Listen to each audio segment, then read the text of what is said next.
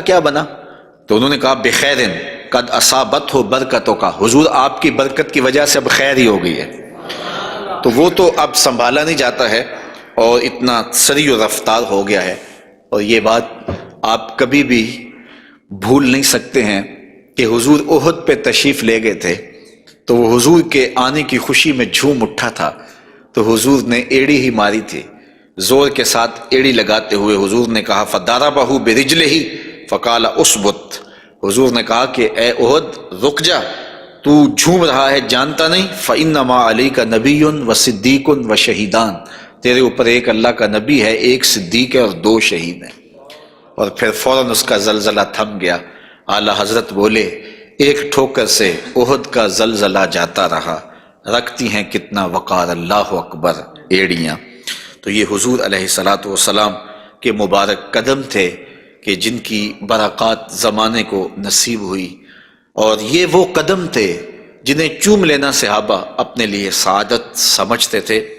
حضرت ذرا وفد عبد القیس میں آئے تو پھر انہوں نے حضور کی خدمت میں عرض کی کہ ہم آپ کے قدم اور آپ کے ہاتھ چومنا چاہتے ہیں، اور وہ آگے بڑھے، وہ خود فرماتے ہیں فَنُقُبِّلُ یَدَ رسول اللہ صلی اللہ علیہ وسلم وَرِجْلَهُ، ہم نے حضور علیہ الصلوۃ والسلام کے ہاتھ بھی چومے، ہم نے حضور کے پاؤں بھی چومے۔ حضرت صہیب رضی اللہ تعالی عنہ فرماتے ہیں کہ رأیت علیٰ یقبل ید العباس ورجلہ، میں نے دیکھا کہ حضرت علی اپنے چچا عباس کے ہاتھ بھی چومتے تھے اور پاؤں بھی چومتے تھے، اور یہ کیوں چومتے تھے اس کی وجہ ایک دیگر حدیث میں حضرت ثابت رضی اللہ تعالی عنہ حضرت انس کے پاس آئے اور انہوں نے آ کے حضرت انس سے پوچھا کیا تم نے اس ہاتھ کو حضور کے ہاتھ سے مس کیا ہوا ہے؟ تو حضرت انس نے کہا کیوں نہیں، یہ سعادت مجھے ملی ہے کہ ان ہاتھوں نے حضور کے وجود کے بوسے لیے ہیں اور حضور کے وجود کو چھوا ہے۔ فَقَبَّلَهَا، تو حضرت ثابت نے حضرت انس کا ہاتھ چومنا شروع کر دیا کہ یہ وہ ہاتھ ہیں جنہوں نے حضور کو چوما ہوا ہے، جنہوں نے حضور کو چھوا ہوا ہے، جنہوں نے حضور کے بدن رحمت سے مس کیا ہوا ہے۔ تو حضرت علی المرتضیٰ حضرت عباس کے ہاتھ چومتے تھے، تو آقا کریم علیہ الصلوۃ والسلام کے قدم بھی حضور کے ہاتھ بھی صحابہ عقیدت سے چوم لیا کرتے تھے، اور یہ واقعات کبھی ہوتے تھے اور عقیدت کا یہ رنگ صحابہ کے ہاں پایا جاتا تھا۔ حضور نبی رحمت صلی اللہ علیہ وآلہ وسلم وہ قدم جو برکتوں کے لیے، رحمتوں کے لیے اگر کسی اونٹ پہ لگتے ہیں تو وہ تیز ہو جاتا ہے، اور اگر زمین پہ مارتے ہیں تو چشمہ پھوٹ پڑتا ہے، اور اگر پہاڑ پہ لگاتے ہیں تو اس کا زلزلہ رک جاتا ہے۔ ان قدموں پہ کھڑے ہو کے ساری رات عبادت میں گزار دیتے ہیں، حتیٰ تتورم قدماہ، یہاں تک کہ حضور کے مبارک قدم سوج جاتے ہیں، اور اللہ کے یوں شکر گزار بندے بن کے اپنی زندگی حضور گزارتے ہیں۔ تو آقا کریم علیہ الصلوۃ والسلام کے مبارک قدم خوبصورت تھے، اور اس کی تلیاں بھی خوبصورت تھیں، قدموں کا حسن بے مثال تھا۔ اور آقا کریم علیہ السلام کی پنڈلیوں کے بارے میں، حضور کی پنڈلیوں کے بارے میں حضرت جابر بن سمرہ رضی اللہ تعالی عنہ سے مروی ایک روایت سنیے۔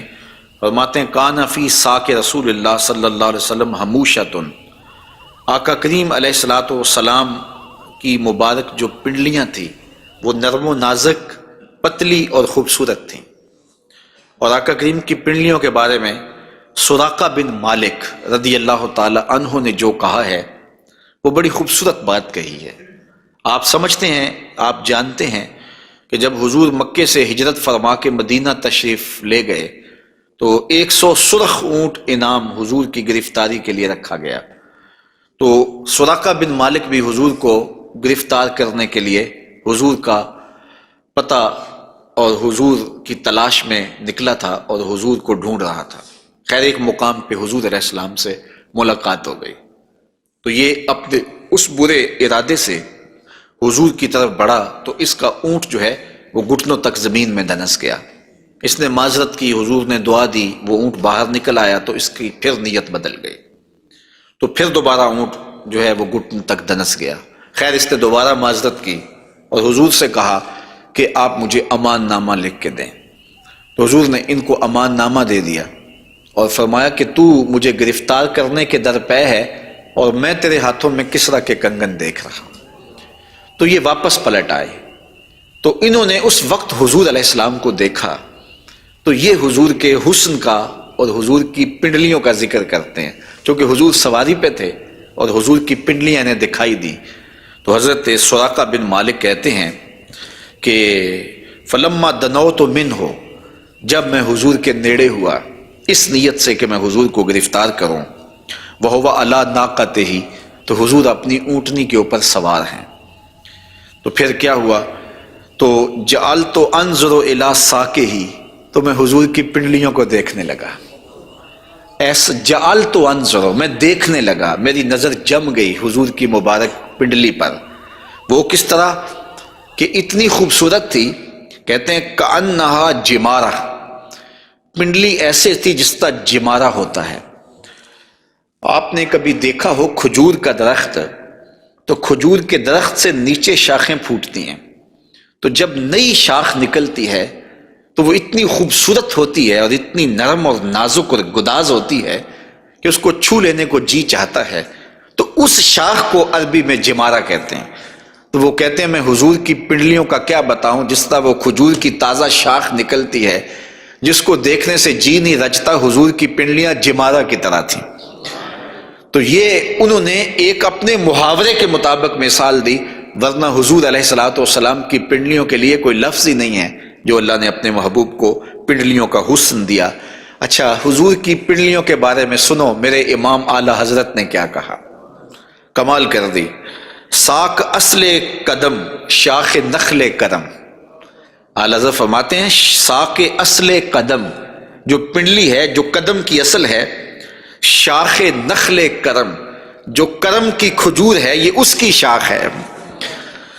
اللہ اکبر، شم راہ اصابت پہ لاکھوں سلام۔